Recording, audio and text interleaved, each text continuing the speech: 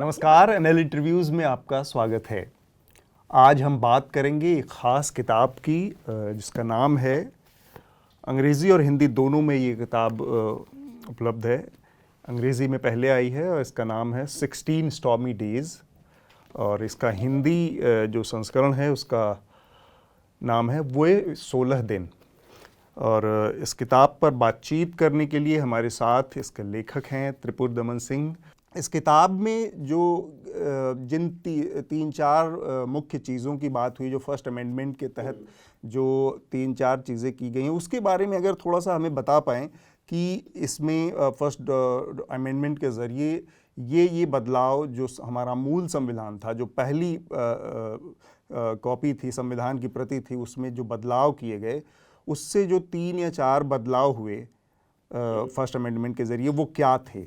दरअसल 4 मुख्य धाराओं में बदलाव किए गए। तो एक तो अभिव्यक्ति की स्वतंत्रता जो थी, फ्रीडम ऑफ स्पीच, उसको काफ़ी हद तक एक तरह से निचोड़ा गया, सर्कमस्क्राइब करा गया। आखिरी जो बात आई वो भी ज़मींदारी उन्मूलन को लेकर आई, पर उसमें इनने केवल संविधान में बदलाव ही नहीं किया, संविधान में एक नया शेड्यूल जोड़ा गया, 9th शेड्यूल जिसको कहते हैं, जिसमें ये कहा गया कि अगर जो कानून 9th शेड्यूल में डाला जाए, उसको चाहे वो असंवैधानिक ही क्यों ना हो, चाहे वो दूसरी जो फंडामेंटल राइट्स हैं उनका उल्लंघन क्यों ना करता हो, उसको संवैधानिक माना जाएगा। तो एक तरह से गैर संवैधानिक कानूनों का एक शेड्यूल संविधान में डाला गया। बाद में चीफ जस्टिस हिदायतुल्लाह ने एक टिप्पणी भी की थी, मजाक भी किया था, और अंग्रेजी में उन्होंने कहा था, the Indian constitution is the only one that needs protection against itself. तो उन्होंने कहा हमारा संविधान ऐसा अकेला संविधान है जिसे अपने आप से सुरक्षा की ज़रूरत है। सुरक्षा चाहिए। कि जब ये प्रस्ताव आया पहले अमेंडमेंट की, पहले संशोधन की संविधान में, उस समय के राजनीतिक हालात क्या थे और उस समय की परिस्थितियां क्या थी? क्योंकि ये जो दबाव बना था वो आपकी किताब में बहुत विस्तार से दर्ज है, और मुझे लगता है कि पाठक जब पढ़ेंगे तो उनको पता भी चलेगा। सब लोग जानते हैं 26 जनवरी 1950 को संविधान लागू हुआ। उसके बाद ही, उसके तुरंत कुछ हफ्ते बाद से ही ऐसे निर्णय आने शुरू हो गए अदालतों से, जिससे सरकार थोड़ी बैकफुट पर एक तरह से आ गई। तो इसको लेकर सरकार थोड़ी बैकफुट पे भी आई, क्योंकि उनका ये राय थी कि भाई, खास करके प्रधानमंत्री नेहरू जी की, कि ये जो छापा जा रहा है ये देश की सुरक्षा के लिए ठीक नहीं है। या कई जगह पर उन्होंने ये भी कहा कि ये फेक न्यूज़ है, नकली खबरें छप रही हैं। और दूसरे जो हालात ये थी कि ज़मींदारी उन्मूलन का और आरक्षण का जो मुद्दा था वो ये था कि कांग्रेस की हमेशा से ये नीति रही थी।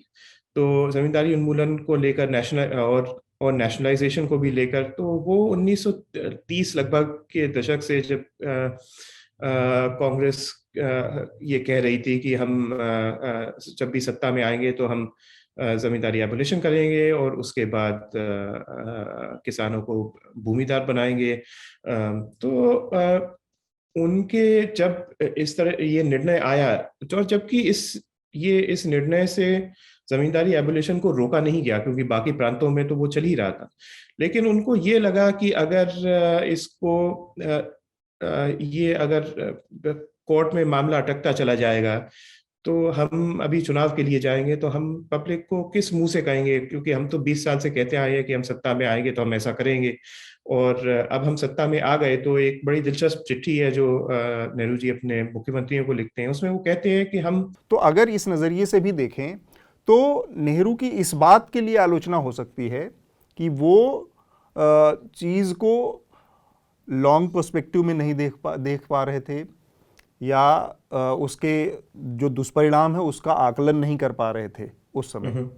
लेकिन उनके ऊपर ये आरोप क्या लगाया जा सकता है, जैसा कि किताब के दौरान मुझे लगा, मे बी मुझे गलत लगा हो, कि नेहरू कुछ अपने हित के लिए या अपनी महत्वाकांक्षा, अपने एम्बिशन के लिए ऐसा कर रहे थे? ये सोचना सही है या गलत है? कुछ हद तक सही भी है, कुछ हद तक गलत भी है, क्योंकि ऐसा नहीं है कि नेहरू जी एकदम मतलब कोई सन्यासी थे, वो भी नेता थे, और उनको पावर पसंद था, उनको कुर्सी पर बैठना था, और कुर्सी पर बैठने के बाद कुर्सी पर रहना था। तो ऐसा नहीं है कि उन्होंने जो भी निर्णय लिए उसमें उनके कोई महत्वाकांक्षा का कोई मतलब रोल नहीं था, या उनने बिल्कुल ही पीछे हटके ऐसे निर्णय लिए जैसे उन्होंने कहा हाँ ये देश हित में है, लेकिन इससे मेरी कुर्सी चली जाएगी तो मैं ये निर्णय ले लेता हूँ। तो ऐसा नहीं है। जब कोई निर्णय लिया जाता है तो उसमें कई बिंदु होते हैं, कई पहलू होते हैं, कई चीजें मिश्रित होती हैं। आपने बहुत किताब में अच्छे से वो उस घटना को दर्ज किया है कि जब 77 सांसदों ने लेटर लिख के कहा कि हमें अपने विवेक से वोट डालने का अधिकार दिया जाए, और साथ में आपने वो कहा कि ये जो बदलाव हुए या जो अमेंडमेंट के ज़रिए एक परंपरा, एक ट्रेडिशन की शुरुआत हुई, तो जो कि अपने परंपराओं से चलती है संसदीय प्रक्रियाएं बहुत सारी, उस खतरे के लिहाज से देखें तो नेहरू या उनकी वो जो सरकार है वो किस हद तक इस बात के लिए जिम्मेदार है कि उसके दुष्परिणाम आज तक झेले जा रहे हैं? बहुत मैं ऐसा तो नहीं कहूंगा कि इस स्थिति के लिए नेहरू सरकार जिम्मेदार है, क्योंकि जैसा कि आपने बताया ये कानून तो राजीव गांधी के समय में बना, लेकिन ये एक परंपरा धीरे धीरे बनती गई। तो बात यह है कि श्याम प्रसाद मुखर्जी का यही कहना था कि आपको थोड़ा ठहर कर ये सोचना चाहिए, अगर कोई दूसरा सत्ता में आता है तो आप उसको क्या दे रहे हैं, कौन से हथियार उसको आप सौंप रहे हैं, बड़ी मजेदार बात है और ये क्या कि और क्या और इसके क्या परिणाम होंगे। तो ये एक बड़ी मजेदार बात है। हम अपने यहाँ अगर देखें तो सेडिशन जैसे कानूनों को कितने बड़े और बड़े ग्रैंड लेवल पर सेलिब्रेट किया गया कि भाई अब सरकार बदल गई, अंग्रेज चले गए, तो राजद्रोह जैसे कानून का कोई जगह ही नहीं है इस देश में, और अचानक से फर्स्ट अमेंडमेंट के जरिए उसको लाया गया। तो वो व्यवहारवाद यहाँ पर भी हम देखते हैं कि सरकारों को चलाने के लिए, सरकार में बने रहने के लिए एक दूसरे किस्म की स्थिति पैदा हो जाती है। इसको कैसे आप थोड़ा सा अगर इसको रिलेट करके बता पाएं हमें? कुछ तो मजबूरियां ऐसी थी कि उसको एकदम से चुटकी बजा के बदला नहीं जा सकता था। तो एक तो ये मजबूरी है। दूसरी मजबूरी ये थी कि वो जो 9th शेड्यूल में बदलाव है उसको थोड़ा सा बताएं, और उसके रिपरकशन, जो नतीजे, दुष्परिणाम, उसको हमें थोड़ा सा बताएं। जो उस समय तो पहले ये सोचा गया था कि इसमें और संसद में ये भी कई दफे कई लोगों ने उठाया कि आप ये बना तो रहे हैं, लेकिन आप इसमें हमको ये नहीं बता रहे कि कौन से कानून रखे जाएंगे। जमींदारी एबोलिशन के कानून रखे जाएंगे वो तो ठीक है, लेकिन जमींदारी एबोलिशन के कौन से कानून है, किन किन प्रांतों के कानून है, जरा उनको भी सामने रखा जाए ताकि उनकी भी संसद में समीक्षा हो सके, आकलन हो सके। लेकिन कवर पर हिंदी में ऐसा पढ़ के एक संदेश मिलता है कि जैसे मानो ये नेहरू और मुखर्जी के बीच में कोई बराबरी का कुछ शास्त्रार्थ चल रहा और बहस चल रही है, और उसमें एक के ऊपर दूसरा, दूसरे के ऊपर तीसरा। ये ट्रीटमेंट अलग अलग जैकेट पर करने का क्या वो है? नहीं, ये दरअसल अकेला निर्णय मेरा नहीं था। ये तो जो संपादक थे उनके साथ बैठकर उनसे बातचीत, राय मशवरा करने के बाद ये निर्णय हुआ। मुफ्त खोरो, मुफ्त में इतना ही मिलेगा। To watch the full unedited interview, you have to subscribe to News Laundry and pay to keep news free. Because when the public pays, the public is served. We depend on you and not on advertisers. So go to www.newslaundry.com/subscription and subscribe and get all our unedited interviews, our special video shows, comics, and everything that's behind the paywall. Remember, to subscribe to News Laundry, you pay just about 10 rupees a day. That's less than, well, no, a cigarette, and smoking is injurious to health. So subscribe and watch the full interview.